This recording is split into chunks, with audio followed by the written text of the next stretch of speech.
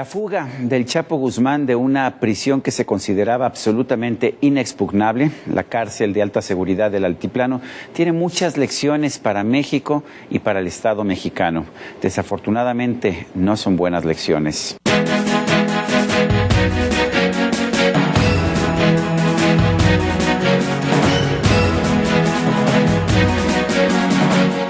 Francisco Torres Landa es secretario general y vocero del Consejo de la organización México Unido contra la Delincuencia, una organización que se ha dedicado desde hace muchos años a tratar de presentar un frente común de los mexicanos en contra de la delincuencia. Juan Francisco, ¿cuál fue tu primer pensamiento cuando supiste de la fuga del Chapo Guzmán? Pues mira, yo creo que como a todos los mexicanos nos embargó sentimientos encontrados, ¿no? De repente una enorme sorpresa, una enorme frustración, enojo y finalmente una reflexión que creo que es pertinente decir, oye, ¿dónde estamos parados los mexicanos y dónde está el Estado mexicano? Creo que esto es un evento que pone de manifiesto que hay una debilidad estructural muy seria, que los reclamos que organizaciones como la nuestra, que llevamos 18 años justamente pugnando porque haya mejoras en las condiciones de seguridad y justicia en el país, con este evento ponen de manifiesto que esos reclamos no están en el vacío, sino que realmente hay deficiencias que se han venido acumulando y que la clase política sistemáticamente quiere ocultar porque no son temas de alguna manera muy rentables. Pero creo que este evento, insisto, pone de manifiesto que hay que realmente hacer una revisión profunda de cómo funciona nuestro aparato de justicia. Nos habían dicho que la cárcel de Almoloya, del Altiplano, ya no se llama de Almoloya, era pues la cárcel de mayor seguridad, pero cuando vemos realmente las condiciones de la cárcel, el grosor de los muros, las instalaciones, las cámaras, pues realmente sí debemos decir, esto es inexpugnable a menos de que haya un acto de corrupción. Pues mira, en las palabras del presidente, el acto es imperdonable. Sí. Y es imperdonable porque refleja una negligencia y una corrupción que no conoce ya límites. El grosor de los muros de hormigón, de todas esas cárceles de alta seguridad, que básicamente es una alberca grande de hormigón, no es posible entrarla a menos de que haya un ruido espectacular, ¿no? Para poder romper esos muros, lo que te deja ver de que no hay forma de que este escape se haya dado en el sigilo o en el silencio absoluto. Eso no puede haber sido. El silencio y el sigilo solamente se explica por la corrupción y la cerrazón ante darse cuenta que algo estaba sucediendo. Hay temas, digamos, de seguridad que son de primaria, como permitir que haya una construcción sola, ¿no? En el contorno de la propia cárcel. Tienen que haber habido muchos viajes de camiones para sacar toda esa tierra que sacaron de ahí. Estamos hablando de estimaciones de 2,000 toneladas, o no sé qué, una cantidad. Más de 2,000, sí, 2,100, ¿no? 2,200. Estás hablando de 50, no sé cuántos camiones de volteo. Aunque haya sido en un espacio de varios meses, tiene que haberse alguien dado cuenta de que esto estaba sucediendo. Hay temas, por ejemplo, de visitas. Resulta que las visitas presentan identificaciones falsas. Tenemos, por ejemplo, temas de visitas conyugales o visitas íntimas. En ningún otro país del mundo se permite que a un reo de alta peligrosidad se le pueda suministrar este tipo de información, porque al final del día eso es lo que sucede. O sea, hubo una comunicación directa y secreta por parte de estas personas que acuden a presumiblemente realizar visitas, cuando en realidad lo que estaba fluyendo es información, y eso lo sabemos ahora. Entonces, es una serie de eficiencias que acumuladas, más un esquema de corrupción, nos da como resultado este gran problema. Recuerdo yo una frase de Juan Camilo Muriño cuando era secretario de Gobernación diciendo, no importa el poder que tengan estos grupos del crimen organizado, nunca tendrán más poder que el Estado mexicano. ¿Cuál es la lección hoy? Pues mira, lo que pasa es que el Estado mexicano, en su concepción constitucional, efectivamente tendría todo el poder y toda la facultad y toda la autoridad para rebatir y para de alguna manera detener este tipo de embates.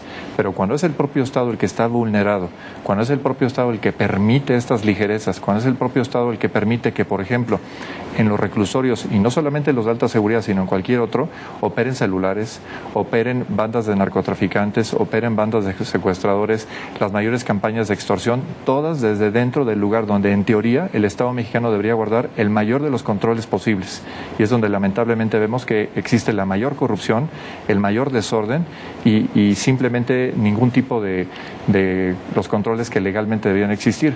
Por eso, por ejemplo, nuestro reclamo hoy en día es que esto no puede pasar como una cuestión aislada o algo menor. El secretario de Gobernación debe de dimitir y debe de asumir la responsabilidad de que falló todo el sistema de seguridad nacional. Él debe salir, debe hacerse a un lado y debe permitir que alguien con oxígeno nuevo asuma la responsabilidad y determine realmente quiénes son los responsables.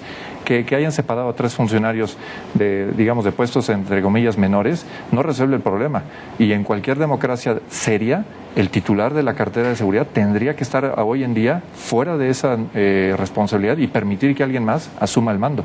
¿Pero qué nos dice este poder que estamos viendo en el Chapo Guzmán, quizás en otros narcotraficantes también, acerca de la guerra que hemos sostenido contra el narco a lo largo de décadas? Pues mira, tú lo sabes muy bien, en nuestra organización llevamos ya varios años pugnando contra un cambio pugnando por un cambio. Por un cambio, es decir, contra la política actual y por un cambio hacia una política de drogas que aspire a ser una política de salud pública y no una política de seguridad pública como lamentablemente se ha venido realizando. Este hecho efectivamente pone en manifiesto que el gran cúmulo de reservas monetarias y de acervo para corromper se debe justamente a eso, a un negocio que deviene de un mercado ilícito, un mercado enormemente rentable que tiene de pared contra la pared del Estado mexicano y nos tiene de cabeza a todo el mundo y en este caso a México, y hemos pagado una cuota brutalmente alta por esa política que es totalmente fallida. Llevamos 100, 50, 40 años, dependiendo del hito que tú tomes en la historia, tratando de controlar el suministro y asumiendo que el suministro controlado va a disminuir la oferta. Silogismo que no tiene ninguna lógica y que en los hechos ha probado ser un fracaso absoluto. Esto, insisto, señala que el poder corruptor, el negocio tan rentable que tienen con la política de drogas, incluso vulnera la cárcel de mayor seguridad en el país. Si puede vulnerar esa cárcel, ¿qué más no puede vulnerar? Pues está vulnerado todo el Estado mexicano. Haciendo de lado la propuesta de renuncias, ¿qué tendría que hacer el Estado mexicano en este momento para tratar de reafirmar su posición en esta situación que estamos viendo? Pues mira, yo creo que tendría que realmente reevaluar exactamente cómo se lleva a cabo todo el manejo de las cárceles. Cuando hemos tenido entrevistas con funcionarios de todos los niveles explicándoles lo que está sucediendo en estas prisiones, la mejor respuesta que hemos encontrado es que ellos son responsables de la responsabilidad del círculo perimetral. Es decir, nosotros nos encargamos de vigilar quién entra y quién sale. En este caso ni siquiera esa responsabilidad pudieron cumplir. Lo que están argumentando, lo que están admitiendo con esa aseveración es que lo que pasa adentro no es responsabilidad del Estado, lo cual es una... ¿Pero quién controla entonces lo que pasa adentro? ¿Los propios reclusos? Por supuesto. Hay regímenes de autogobierno que realmente hacen de esto el peor de los escenarios posibles, porque los contribuyentes pagamos el sostenimiento de esas prisiones y pagamos para que estas personas se dediquen a delinquir y afectar a las personas que estamos fuera de los reclusorios. Entonces, el lugar, insisto, donde el Estado debería tener el mayor control posible es donde lo ejerce con menores capacidades y además los tenemos que sostener. Hace poco, por ejemplo, en las grandes estadísticas que tenemos de extorsiones y secuestros en lugares como Guerrero o como Morelos, resulta que las principales bandas operaban desde reclusorios en Tamaulipas y esto está perfectamente documentado con datos aceptados por PGR, por CISEN, etcétera. Entonces la pregunta el caso de Iguala también, en que la policía municipal estaba cooptada o dominada por un grupo de narcotraficantes. Así es. Y mira, Sergio, nosotros llevamos básicamente 5 años, y te invito, lo podemos revisar en medios, 5 años pugnando por medidas concretas y muy eficientes. Número 1, prohibición absoluta del uso de celulares en reclusorios. Es increíble que a esta fecha sigan operando con celulares. Nos han dado todas las excusas Están posibles. prohibidos, ¿no? De todas formas, ¿no? Sí. Supuestamente no deben entrar y sin embargo entran. Entran y es un negocio absolutamente rentable. Y a pesar de que existe ya la tecnología para que el bloqueo sea limitado exactamente al lugar que ocupa el reclusorio, los vecinos se quejan de que... Pero es una falacia.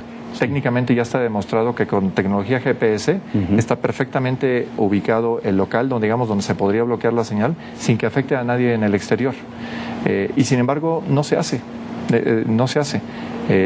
Han hecho pruebas. El CISEN hizo una prueba, por ejemplo, en forma anónima, es decir, sin anunciar que esta restricción se iba a poner en juego.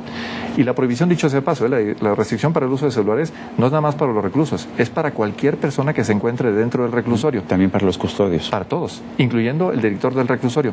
Cuando se aplicó esa prueba que no fue anunciada, ¿quién fue la primera persona que habló a quejarse de que algo estaba mal pasando con los celulares? El director del reclusorio. Es decir, admite que él está violentando la normatividad. ¿Por qué? Porque tiene un negocio rentable dentro de la prisión, porque el uso de los celulares, la carga de baterías, etcétera, etcétera, pues es un negocio muy apetitoso, ¿no? Pero lo que nos dicen es que todo es negocio en las cárceles mexicanas, desde, por supuesto, los celulares, la comida, que debería ser proporcionada de forma gratuita, es un negocio, los espacios, qué celda te toca, y por supuesto las visitas conyugales o visitas sexuales de otras personas. Bueno, es un hotel de 5 estrellas, o de 4, o de 3, o de 2, o de 1 estrella, dependiendo de lo que te alcance, ¿no? Que tenga cada persona, ¿no? Cuando en realidad, insisto, debería ser un mecanismo de reinserción, de readaptación, los distintos vocablos que han venido utilizando en nuestra Constitución, y que lejos está de ser eso.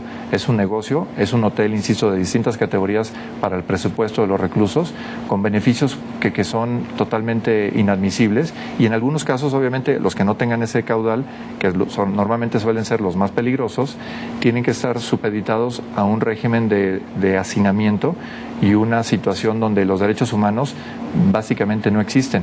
Hay cuestiones, digamos, donde una celda diseñada para que sean 2 o 3 personas, hay 10 o 20 personas.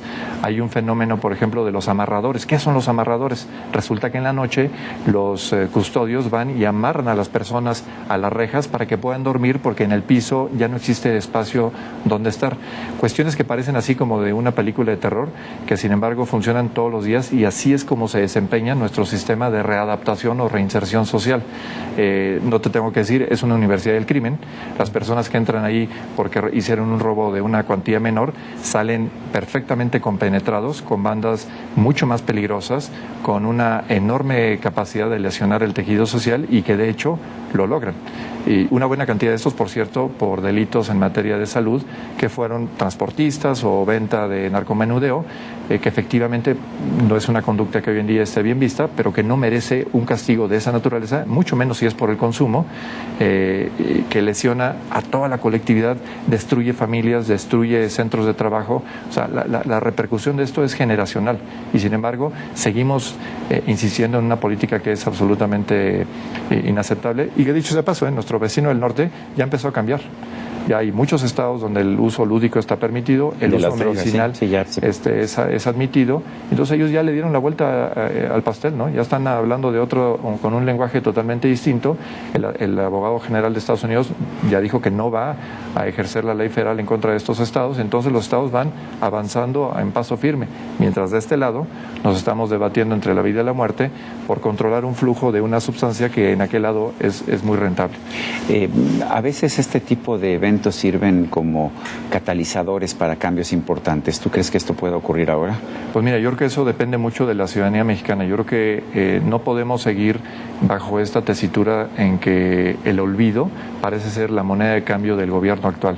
Parece ser que como que las cosas se olvidan con el tiempo, ¿no? La Casa Blanca se olvida, Tlatlaya se olvida, Ayotzinapa se olvida, como que deja de estar presente en las mentes de los mexicanos. Yo creo que ese es un lujo que no nos podemos dar, porque qué tanto más o qué tan graves deben ser los acontecimientos para que entonces sí nos cimbremos y nos demos cuenta de que el problema no es coyuntural, es un problema estructural que reclama de acciones específicas, y de que busquemos hacia dónde queremos dirigir a un Estado en donde la cultura, la legalidad, donde el Estado de Derecho, donde la sensación de seguridad sea la norma y no la excepción, como lamentablemente hoy vivimos en este país. Juan Francisco Torres Landa, secretario y vocero del Consejo de México Unido contra la Delincuencia, gracias por esta conversación. Gracias a ti, Sergio, muy amable. Y a usted, amigo televidente, que hace posible este programa, se lo agradezco también. Esto es todo por hoy, pero no se lo olvide. Nos vemos la próxima.